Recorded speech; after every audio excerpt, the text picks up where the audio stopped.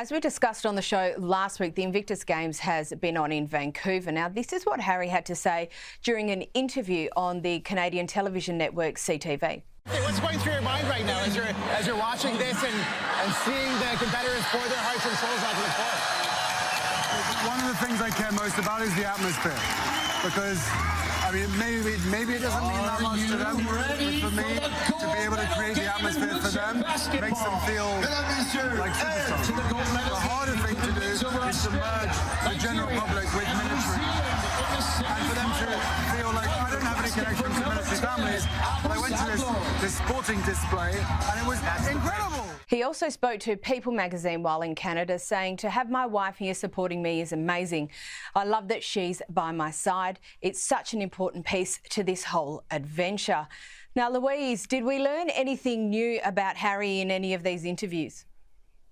I think the interviews reinforce what he has described as a sacred obligation he has to these veterans, and it's so wonderful to see him in his space where he really does flourish, supporting veterans and their families. And it's great to see him, you know, really pushing that message and being so devoted to it. What was also interesting, I thought, is that TV interview he revealed pretty much that there won't be any more siblings for their children anytime soon. His view was that 1 or 2 kids is probably good. He has friends, of course, who have 5 children. He thinks they're crazy, and he said, well, it's your own fault. You've got 5 kids, clearly. So I thought that was rather interesting, because royals don't really tend to go very public with their sort of family planning thoughts on that matter. But he also said that Lilibet and Archie may end up coming to the Invictus Games themselves one day. He was very much looking forward to heading back to California and talking to them about the event itself, and he explains to them what it's like for athletes who perhaps are missing a limb or have been hurt in combat, and what it's like to actually perform in those games. And he said the kids are fascinated, so it's great to see that legacy he's passing on to the children as well. I really can't fault him when it comes to the Invictus Games. No, indeed, can't fault him at all. Totally agree. Angela, is there anything else you'd like to add there? Oh, I always feel incredibly sad when I see them at the Invictus Games. Look, they looked in their element, he and Meghan, and the reason I feel sad is because this could have been Harry's life's work. Every 2 years he goes to the Invictus Games, but that doesn't sustain him between times. If he had stayed as a member of the royal family and he'd stayed in England and he'd retained all the work and the connections with the military, this was his real opus. This was what he understands. If you think about militaries all over the world, they are finding it very difficult to recruit and retain. Harry could have been the poster boy for this type of career. He could have worked with militaries, not just in the UK, but across the Commonwealth, and he could have made it look like a desirable career. Look, he's doing great work, as Louise says, with Invictus and with returned soldiers. But there could have been a far bigger work for him to do in this space, and I just think it's really sad. I think he would have loved it as well. He seems so purposeful, so happy, so engaged whenever he's working in this area. And Angela, still on the Invictus Games, there was a bit of fuss around Meghan leaving early. Do we know what that was all about? That's right. She left after 5 days. She flew back to California. Look, this was always the plan. She wanted to get back and see her children. She was with them, of course, for Valentine's Day. That meant she wasn't with Harry. She did the same, actually, in 2023 when she was in Germany for the Invictus Games. Look, she loves going there. She knows she's getting a great audience at the Invictus Games. There's great crossover for her in terms of her brand. You know, it's a joyous occasion. I think it also, being in Canada this year, was wonderful for them because, of course, they have that strong connection with Canada. But what will be interesting, Caro, is to see what happens when it's in Birmingham in 2 years' time. Of course, we haven't seen much of Meghan in the UK over the last few years, and whether or not she turns up or not will be intriguing. And Louise, the Daily Mail didn't miss another trip on a private jet. What's that story? So instead of getting a commercial flight, of which, of course, the optics would be a lot better for Meghan, given she's somebody who works a lot in that environmental space and has won Green Awards, but clearly that dedication to be a conservative person is not sort of parlayed out into her actual travel plans itself.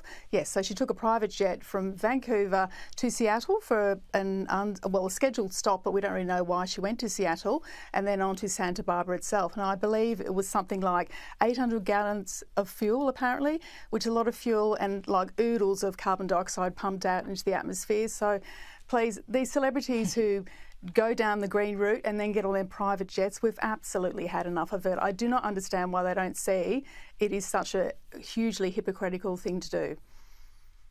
Yeah, they don't seem to be too bothered by it, are they? Now, speaking of which, Meghan has always had an interest in politics. But Angela, it's recently come to light that Harry and Meghan have been apparently providing funds to various Democrat Party-aligned operatives via their charity. What do we know so far? That's right, Caro. So Archwell, which let's just point out doesn't have huge amounts of money, but has been making consistent donations to different Democrat-aligned agencies, companies, not-for-profits. So one that's really intriguing is to a Democratic-aligned company that basically is a disinformation expert, a woman called Gior Craig.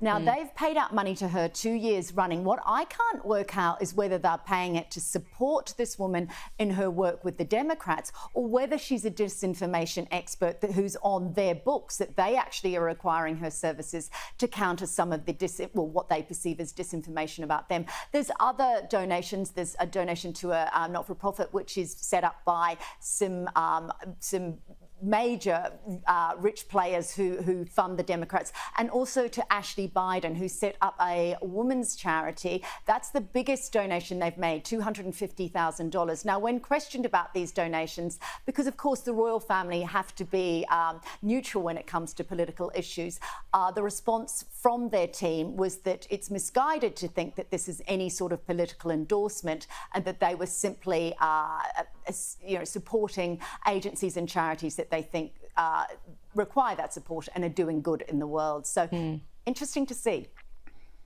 Very interesting. And still on Meghan, Louise, and a recent New York Post article has suggested that she's upset and a bit stressed about the backlash regarding American Riviera Orchard. It's always a mouthful for me, and it's probably a mouthful for others. Understandable. Things haven't quite gone to plan. I'm not quite sure how she resurrects things, though. Well, that's a very good question. I think perhaps we should call it American Riviera ordeal, because that's what it's become for Meghan. And this sort of information's come via Tom Quinn, who of course has written that warts and all behind the scenes with the Palace staff book, which is just dropping bombs all over the place.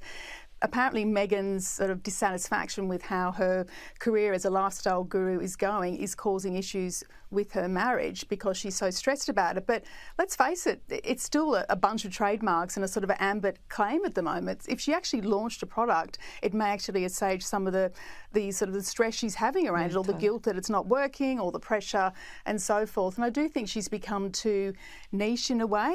I think she's become too, wanting to do everything and everyone, and not actually, she's not a businesswoman, clearly. So I'm not surprised she's stressed because it's not working. And Angela, I've only got about 45 seconds left, but a very interesting piece by Camilla Tomney in the UK Telegraph regarding Prince William being the royal family's secret weapon. What's her proposition and what's your view? Absolutely think she's right. She makes the point that William has sort of come into his own, that we thought that Spare and some of the revelations that Prince Harry gave in that book would be destabilising for William. Quite the opposite. Obviously what's happened with his family, having his father and his wife both having cancer, it's showing the man and the mettle that Prince William has. He's 42. It's the age where his grandmother had been on the throne for 17 years, but we're finally seeing a William that we can believe in as a monarch.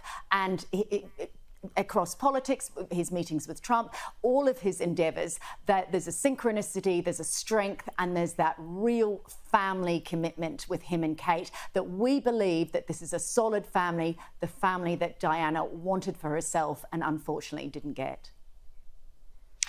That's an excellent observation. Angela Mollard. Hey everyone, welcome back to Royal Sussex Squad. If you're here for real talk on Harry and Meghan, you're in the right place. And if you're here to nitpick and tear them down, buckle up, because we're setting the record straight. So, as we discussed last week, the Invictus Games in Vancouver have been a triumph, yet again proving that Prince Harry is in his element, making a real difference.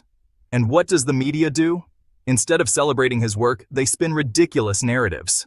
Harry gave a heartfelt interview to CTV, talking about the importance of creating a welcoming atmosphere for the veterans and their families. But instead of focusing on his message, some so-called royal experts act like he's lost without the monarchy. Seriously?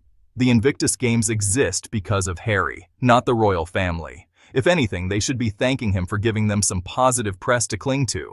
And let's talk about Meghan. She was there, supporting Harry, showing up for the veterans, and being an absolute force of grace. But of course, the media needed to make a fuss about her leaving early. She had planned to return home to be with their kids. What's the issue? If she didn't go back, they'd say she's a bad mom. If she does, they spin it into drama, make it make sense. Oh, and the private jet criticism? Give me a break. The same people who fly around on royal tours using taxpayers' money suddenly care about carbon footprints when it's Meghan? The hypocrisy is unreal. And now, the latest nonsense. Claims that Archewell is some kind of secret political machine. Let's be clear. Harry and Meghan have always used their platform for good, supporting causes that actually matter. Meanwhile, the royal family stays silent on real issues, but gets praise for doing nothing. So let's not be fooled by the haters. Harry and Meghan are thriving, doing meaningful work, and showing the world what leadership really looks like. If you're here for the truth, make sure to like, subscribe, and drop a super thanks to support the channel. Stay tuned for more Royal Sussex Squad, where we set the record straight every time.